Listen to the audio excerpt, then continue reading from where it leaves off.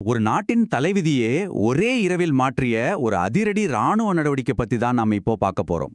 வெனிசுவேலாவை கைப்பற்றுதல்.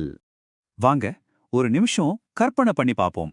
வருஷம் 2026 ஜனவரி 3ஆம் தேதி. இடம் வெனிசுவேலாவோட தலைநகரம் கராகஸ். அன்னைக்கு விடியல் வரலாற்றையே மாத்தி எழுத போகுது. விடியலுக்கு முன்பே ஹெலிகாப்டர்கள் வந்தன. இந்த ஒரு வரி போதும் அன்னைக்கு என்ன நடந்ததுன்னு புரிஞ்சுக்க. அந்த ஊரே அமைதியா இல்லாம ஹெலிகாப்டர்களோட அகோட்சிமான இரைச்சலுக்கு தான் கண்ண முழிச்சது. ஆமாங்க, நாம பேசுறது ஒரு அதிர்ச்சியான சம்பவத்தை பத்தி. அதாவது வெனிசுவேலாவின் ஜனாதிபதி நிக்கோலஸ் மதுரோ அமெரிக்க படைகளால கைது செய்யப்பட்டார். இது உலகையே உலுக்கின ஒரு விடியற்காலை தாக்குதல். சரி, இது எப்படி நடந்தது? இந்த ஆபரேஷனுக்கு பேரு ஆபரேஷன் ஆப்சல்யூட் ரிசால்வ். அமெரிக்காவோட எலைட் படைகள் கராகஸ்குள்ள நுழைஞ்சு ஜனாதிபதி மதுரோவையும் அவரோட மனைவி சீலியா ஃப்ளோரஸையும் கைது பண்ணாங்க. அடுத்த நிமிஷமே 2 பேரையும் விமானத்துல ஏத்தி நியூயார்க்குக்கு கொண்டு போயிட்டாங்க. எல்லாம் பக்கா பிளான். இதுக்கு உடனடி விளைவு என்ன தெரியுமா?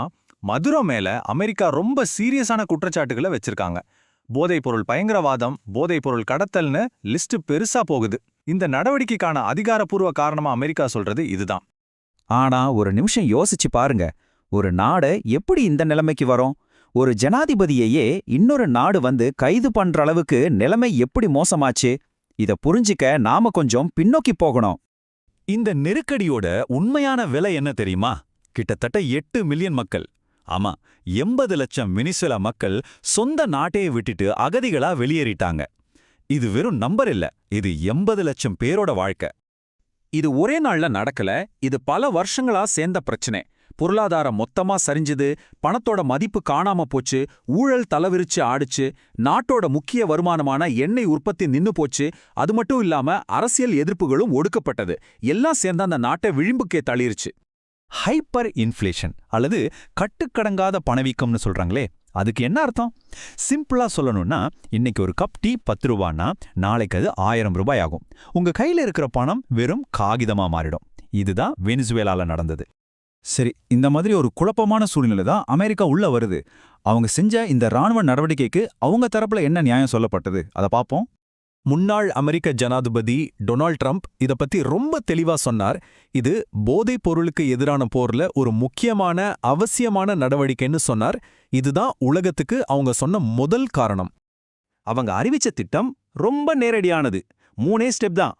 முதல் படி மதுரோவை கைது பண்றது, 2வது அங்கே ஒரு தற்காலிக ஆட்சி மாற்றத்தை மேற்பார்வை பார்க்கறது, 3வது சிதைஞ்சு போன எண்ணெய் துறையை சரி செய்ய அமெரிக்க கம்பெனிகளை உள்ள கொண்டு வர்றது. அமெரிக்கா இப்படி ஒரு அதிரடி நடவடிக்கை எடுத்தா உலகம் சும்மா இருக்குமா? நீங்க நினைச்ச மாதிரி தான். இந்த விஷயத்துல உலகம் 2ஆ பிரிஞ்சு நின்னுது.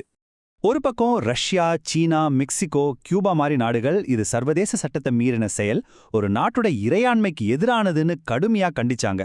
இன்னொரு பக்கம் அர்ஜென்டினா மாதிரி சில நாடுகள் மதுரை போனது நல்லதுதான்னு கொஞ்சம் எச்சரிக்கையோட இந்த நடவடிக்கையை ஆதரிச்சாங்க.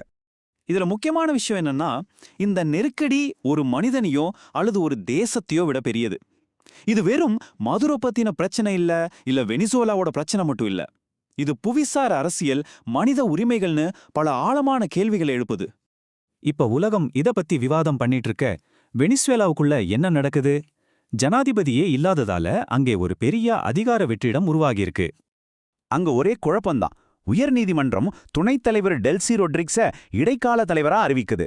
ஆனா அவங்களோ மதுரோ தான் இன்னும் சட்டப்படியான ஜனாதிபதினு சொல்றாங்க.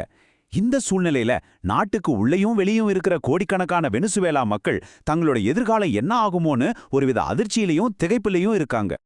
கடைசியா இது எல்லாம் நம்மள ஒரு முக்கியமான கேள்வி கிட்ட கொண்டு வந்து நிறுத்துது. நடந்தது விடுதலையா இல்ல படையெடுப்பா? இந்த நிகழ்வோட உண்மையான தாக்கம் என்னவா இருக்கும்? இதுக்கான பதில் ஒருவேளை காலத்துக்கு மட்டும்தான் தெரியும்.